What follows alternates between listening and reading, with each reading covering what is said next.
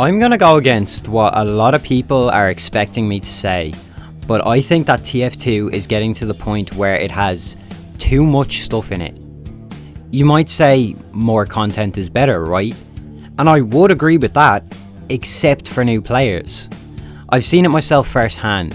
I tried to convince friends to play TF2, they agree, and then it ends up being an overloading experience with me trying to shove information down their throat as they're still trying to learn how to play the game. A lot of this comes down to the fact that the tutorial for the game is doo-doo feces, and that needs to change. Everybody agrees on that. But Valve could also help new players ease into the game by focusing on rebalancing existing weapons, and then they can focus on adding new weapons. Also, I just want to make it clear, I am not saying remove any weapons, because one, there is just no reason to do so. Even if the weapon is shit, they can still use the model and just rebalance the weapon. And two, can you imagine if TF2 just removed an item one day?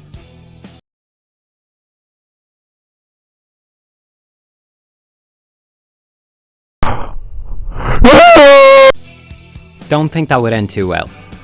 But what I think you can remove a few of is maps. Seriously, there's a good few maps that are just fucking ass. Like, Junction is not meant for modern TF2. Actually, no, just scratch that. Junction is not meant for any version of TF2. Removing or at least rotating a few of the maps that are in play would also make it easier for the newer players of the game, and it would reduce the file size of the game, which is also a positive.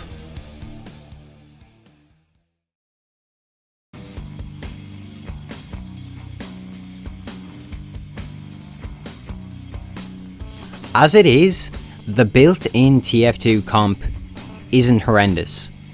Like, seriously, it offers a no restrictions, 6v6, no crits, no bullet spread experience. That's, for me, is enough for a good competitive experience. The main problem with the game is that nobody is playing it. Why is that? There's a couple of reasons for it. One, there is zero incentive to do so. You get no reward other than MMR for competitive mode itself. If we want more players in comp, I think we should incorporate Funk's idea of adding medals of your competitive mode rank to the game, because for whatever reason, medals make TF2 players go fucking apeshit. Events that have medals as an incentive perform much better than those that don't. I don't know why. I guess people are just fucking monkeys who go apeshit over shiny cosmetics. Mate, that seems a bit ironic. Why do you say that? 2. Broken queuing. When you queue up for a match and somebody leaves while in the lobby, the entire fucking lobby just ends. Why? You were literally punishing the whole team for one player leaving. What should happen is if a player leaves before the game starts, the lobby goes back to a state of looking for a player to fill that gap. I have never understood this decision, and what's worse, if a player leaves during the game continues, but the players still don't get any MMR. But why? It's so utterly stupid. Okay, maybe if like 5 people leave, nobody gains any MMR, but just one is just fucking ridiculous. The final reason nobody is playing it, however, is because they think nobody else is playing it. Let me explain. If someone came up to you and a group of people and said, "Hey guys, let's play comp," I am 99% sure that one of you will say something along the lines of, "We're gonna be queuing forever." Everyone knows that nobody plays competitive, and so it creates this knock-on effect that causes even less people to want to play it. And the solution to this is really simple. Add the changes that I've suggested, switch around a few of the maps, and remind people that comp exists. It'll make it so that new people aren't discouraged by long queue times, and they'll think, oh, people are going to be trying out the new changes, so maybe queue times won't be as bad. And if people like the changes, this might make the mode gain some more active players. Also, make it so that the game doesn't shit itself and die if you try to load comp with custom files. Cool, thanks. And also, while we're at it, add a map rotation. I have no problems with the map that are being used right now, except for Turbine, which makes me want to throw myself into a fucking turbine, but switching it up from time to time won't do any harm.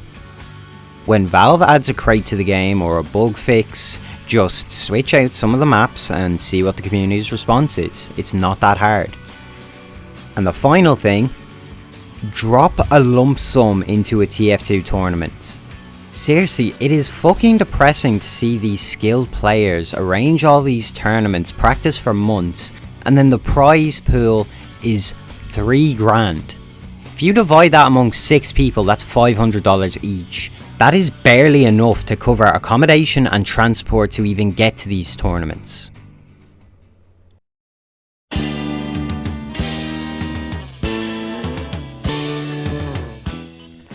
Okay, I am not picky when it comes to the TF2 art style or what cosmetics can or can't be in the game, but fucking hell, it's reached a new low.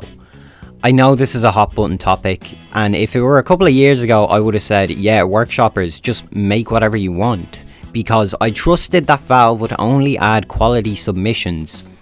But we've gotten to the point where Valve no longer cares about what hats are put into the game, whether they look good, are duplicates of other existing hats, etc.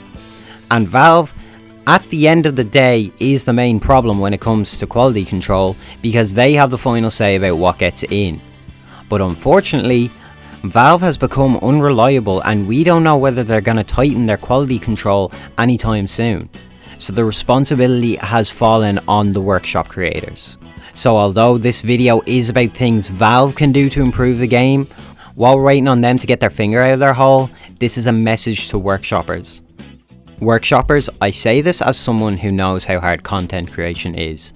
Please put forward your best. Please try to put forward original ideas, not another elf hat. At the end of the day, you can ignore me and put up whatever you want, but it's not fair on other workshop creators who put up original ideas and get pushed to the side because you played it safe. If all workshoppers only put out original ideas, it forces Valve to only pick between those original ideas. And again, you should be able to put up whatever you want because Valve should be only letting in quality content, but they're not. So Valve, get your shit together. And while we're waiting on that, workshoppers, the responsibility falls on you. Also, I just talked about cosmetics, but this applies to war paints as well, to an even bigger extent, because it is so easy to slap a texture on a gun and call it a day, while people who put out beautiful creations get pushed to the side, such as these ones here.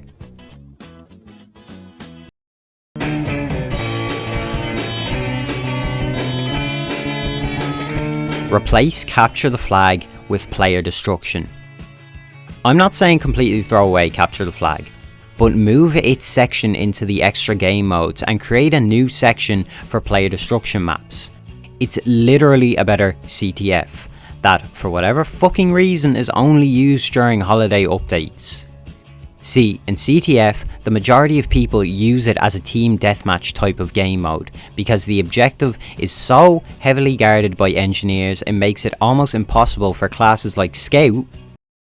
He said it! He said the word, guys! He said the Shut word! the fuck up! Which means for classes like Scout or anyone without projectiles, it is extremely hard to capture the objective. With player destruction, the objective is the team deathmatch aspect. And not only that, it's harder to lock down the deposit points with sentries because on the majority of player destruction maps, it moves location randomly. So if we were to replace CTF with player destruction, we could keep the team deathmatch aspects while also teaching new players to do the objective and develop good positioning as the capture points keep rotating, which are two of the main complaints CTF has.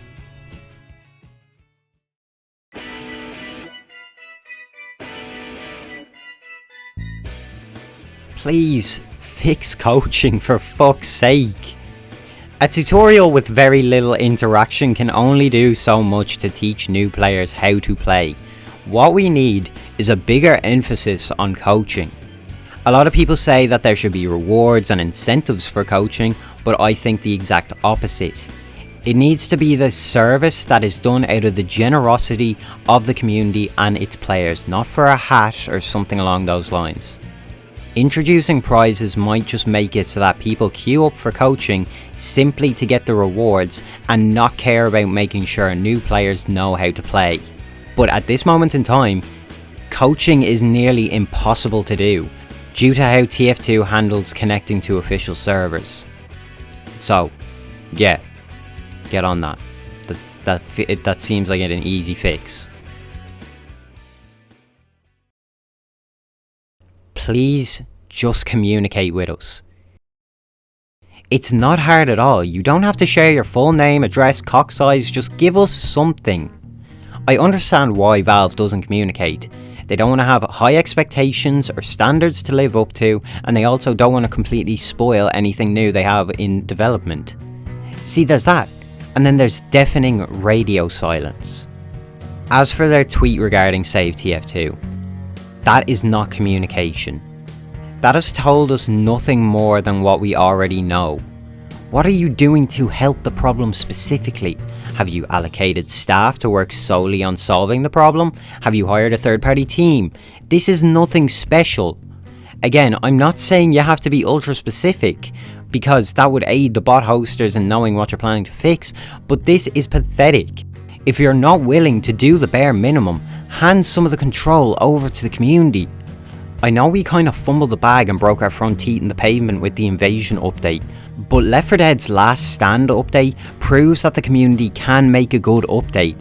All you have to do is give us another chance. We can learn from the mistakes of the Invasion update. If Valve continues on the way that they're going, the community will dwindle out. The game's been stagnant for over 5 years, the community is growing bored of playing the same game, with the same flaws, watching the same videos with the same ideas, about weapons that have stayed the same for 5 years or longer. I promise you, if Valve made a blog post just asking about any potential weapon rebalance ideas they have, it would fucking shake the community. That is how starved we are.